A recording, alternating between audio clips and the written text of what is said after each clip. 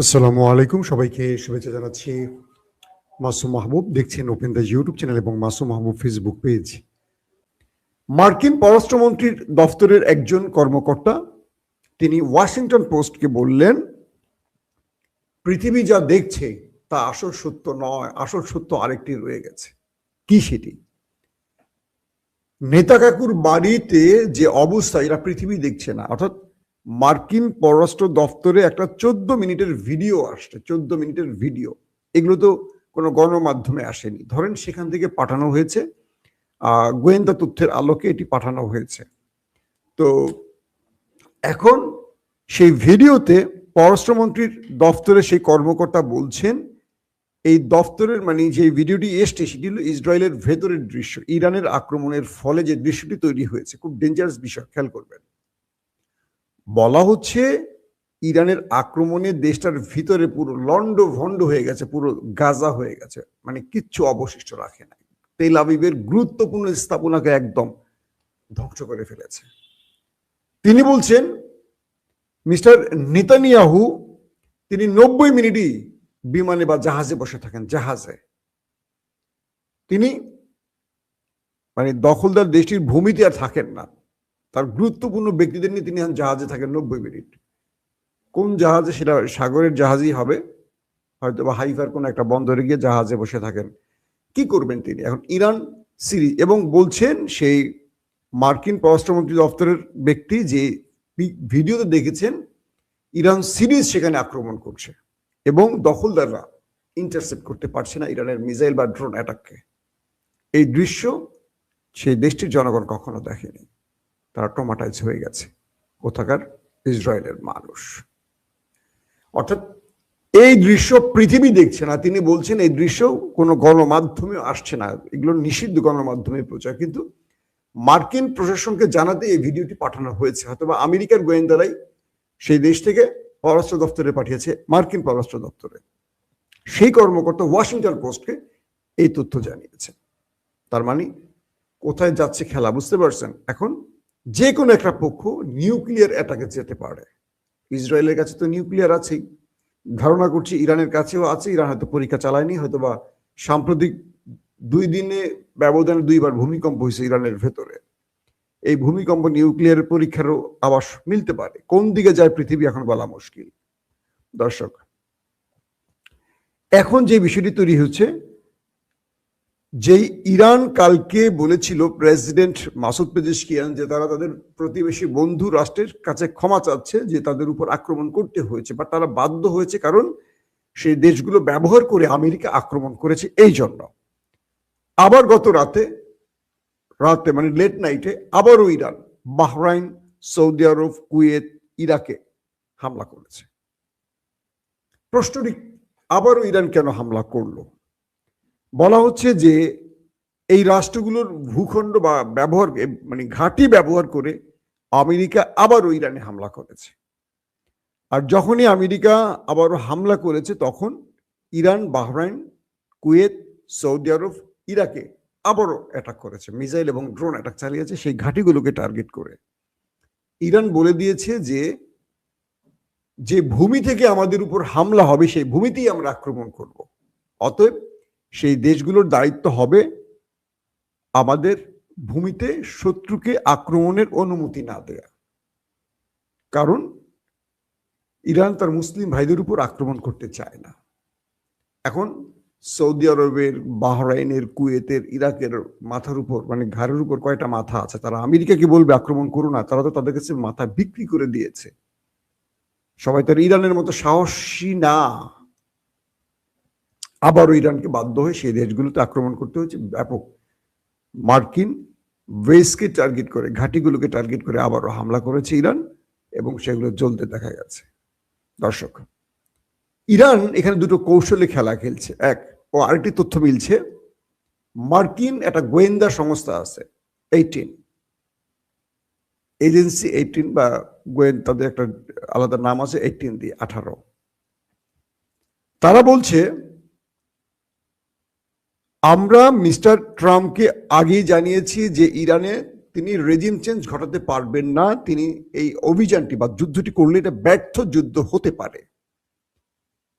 Washington পোস্টকে দেয়া একটা report, তিনি আমাদের কথা কানে নেননি।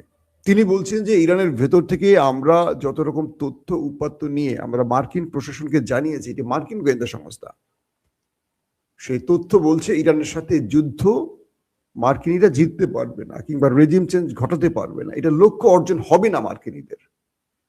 তারপরও তারা এই যুদ্ধে জড়িয়ে গেছে এবং তিনি বলছেন এই যুদ্ধ পারমাণবিক যুদ্ধে জড়িয়ে যেতে পারে। দেখেন, বারবার প্রত্যেকটি সংস্থার পক্ষ থেকে পারমাণবিক হুমকি পাওয়া যাচ্ছে।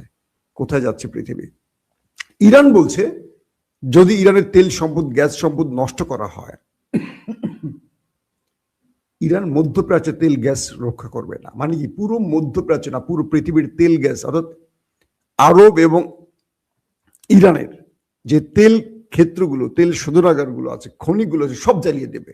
তার মানে কি, ইমাম মাহাদি আসার আগে আবার আমরা সেই আমলে চলে যাব, বিদ্যুৎ থাকবে না, কিচ্ছু থাকবে না, এই যে মোবাইল, ইন্টারনেট, কিছু থাকবে না, আমাদের বুম থাকবে না, আমাদের ক্যামেরা থাকবে না, ল্যাপটপ থাকবে না, লাইভ সেশন থাকবে না, আমাদের কথা শুনবেন না, আবার আমরা আগের যুগে চলে যাব। সেই যুগটা বোধহয় আসতেছে কিয়ামতের আগে, হাদিসের বর্ণনা অনুযায়ী। ইরান বলছে যদি আমাদের তেল গ্যাস গুলো ধ্বংস করে শত্রুরা, তাহলে আমরা মধ্যপ্রাচ্যে কিচ্ছু রাখবো না, সব জ্বালায় দেবো। দেখেন খুবই ভয়ঙ্কর দিকে চলে যাচ্ছে চিন্তা চেতনাগুলো। ইসরায়েল আমেরিকার আসলে এখানে কোনো কিছু যায় আসে না, কারণ নেতানিয়াহু একজন আসামি, তার দেশে যুদ্ধ থামলে তার বিরুদ্ধে দুর্নীতির মামলায় সাজা শুরু হয়ে যাবে। মিস্টার ট্রাম্প একজন আসামি, 13 বছরের একজন মেয়েকে তিনি, বুঝতে পারছেন তো, সেই মামলায় আসামি হয়ে আছেন। তিনি তার প্রধানমন্ত্রী কি প্রেসিডেন্টশিপ হারাতে পারেন, মধ্যবর্তী নির্বাচনে তিনি আর জিতবেন এটা তিনি কান ধরে বলতে পারেন, তিনি আর জিতবেন না, তার অবস্থা খুব খারাপের দিকে এখন এই মুহূর্তে। তো সবকিছু মিলে এই দুজনের তো কিছু যায় আসে না, এই দুজন এখন পৃথিবী অস্থির করে তুলছে। দর্শক, ইরান একটা খুব দুর্দান্ত খেলা খেলছে, এটা দিয়ে আমি শেষ করব। পাকিস্তানের খবরটা হয়তো পরবর্তী জানাবো, পাকিস্তানের যুদ্ধ জড়িয়ে যাচ্ছে কিনা এটা আজকে না জানাই, মানে দুপুরের বা বিকেলের নিউজে জানাবো। ইরানে তাদের বড় বড় সেনা সদর দপ্তর, তাদের মিসাইল স্টোরেজ, তাদের যুদ্ধ বিমান যেখানে রাখা আছে, অর্থাৎ ইরানের সেনাবাহিনীর গুরুত্বপূর্ণ স্থাপনাগুলোকে টার্গেট করে হিট করছে এখন ইসরায়েল, এমন দাবি করেছে। কিছু পিকচার স্যাটেলাইট ইমেজ থেকে দেখিয়েছে, সেই পিকচারে দেখা গেছে ইরান ইসরায়েল যুদ্ধ বিমানের মাধ্যমে উপর থেকে ইরানের গুরুত্বপূর্ণ স্থাপনা ধ্বংস করছে সামরিক, সেখানে তাদের মিসাইল রয়েছে, মিসাইল লঞ্চার রয়েছে, যুদ্ধ বিমান রয়েছে, এরকম। তো তারা প্রতিদিন এসে টনে টনে বোমগুলো ফেলে ইরানের এই ধ্বংস করে যাচ্ছে। ইরান উপর থেকে, ইরান নিচ থেকে দেখতেছে ওদের বিমান এসে ফেলছে, বিমান হাসছে, মুচকি মুচকি ইরান হাসছে। এখন আপনি প্রশ্ন করবেন ইরান হাসছে কেন? আসলে ইরান এখানে একটা খুব চমৎকার কৌশল গ্রহণ করেছে। বেলুন বোঝেন, বেলুন, আপনারা বিভিন্ন মেলা টেলা দেখবেন বেলুন থাকে। ইরান বেলুন আকৃতির কিছু যুদ্ধ বিমান, কিছু ড্রোন, কিছু মিসাইল লঞ্চার তৈরি করে বিভিন্ন ফাঁকা বেজে নিয়ে উপরে রেখে দিয়েছে, আর মাটির মধ্যে কিছু জায়গায় বিমান রেখে দিয়েছে, রাডার রেখে দিয়েছে, কিছু জায়গায় সুন্দর করে ইরান আকসা, কিছু জায়গায় বেলুনের পাম্পিং করে, মানে পাম্প দিয়ে বেলুনগুলোকে রেখে দিছে। প্রতিদিন এই বেলুনগুলি তৈরি করা হয়, পাম্প করে সুন্দর করে যুদ্ধ বিমান, তারপর রাডার সিস্টেম, প্রতিরক্ষা ব্যবস্থার মতো করে ড্রোন, মিসাইল লঞ্চার বানিয়ে ফাঁকা বেজগুলোতে রেখে দেয় ইরান। উপর থেকে আমেরিকা, ইসরায়েল এসে ওগুলো উপর থেকে তো তারা স্যাটেলাইট ইমেজ দিয়ে দেখিয়ে আসে, এসে জিপিএস সেট করে ওখানে বোম্বিং করে চলে যাচ্ছে। ইসরায়েল চিন্তা করছে প্রতিদিন আমরা এত হামলা করে এত ধ্বংস করি, তাহলে ওদের মিসাইল শেষ হচ্ছে না কেন?